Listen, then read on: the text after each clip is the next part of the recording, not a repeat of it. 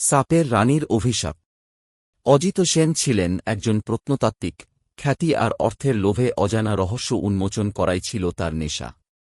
একদিন তার কানে এল পশ্চিমবঙ্গের প্রত্যন্ত এক জঙ্গলে একটি প্রাচীন মন্দিরের কথা।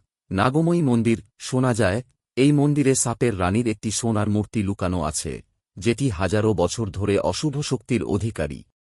সতর্কবার্তাকে উপেক্ষা করে অজিত সেন তার দল নিয়ে মন্দিরে প্রবেশ করলেন। মন্দিরের গা ছমছমে অন্ধকার আর দেয়ালে খোদাই করা সাপের প্রতিকৃতি দেখে সঙ্গীরা ভয় পেলেও অজিত এগিয়ে চলল। অবশেষে মন্দিরের গভীরে পেল সেই সোনার মূর্তি, দীর্ঘ সাপের দেহ, মুকুট পরা নারী মূর্তি। অজিতের চোখে লোভের ঝিলিক ফুটে উঠল। সে মূর্তিটা তুলতে যাবার সময় হঠাৎ চারপাশে শাঁ শাঁ করে বাতাস বইতে শুরু করল। অজিতের দলের একজন চেঁচিয়ে উঠল, দাদা, মূর্তিটার চোখ যেন নড়ছে। অজিত বিশ্বাস করল না।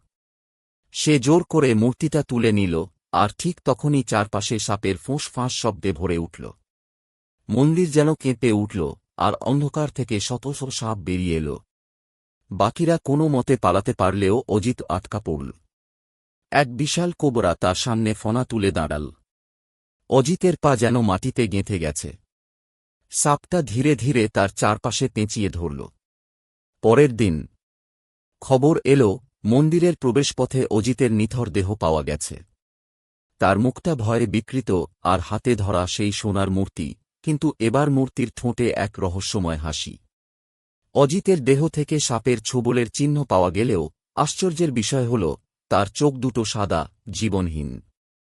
গ্রামের প্রবীণরা বলল, সাপের রানীর অভিশাপ নেমেছে তার ওপর। মূর্তিটা যে নিতে চায়, তার আত্মাও সাপের মতো শীতল হয়ে যায়। আজও মন্দিরের আশপাশে গেলে শোনা যায় ফোঁস-ফাঁস শব্দ আর দেখা যায় অজিতের ছায়ামূর্তি। মূর্তিটার দিকে একদৃষ্টে তাকিয়ে আছে, চোখে শুধুই শূন্যতা।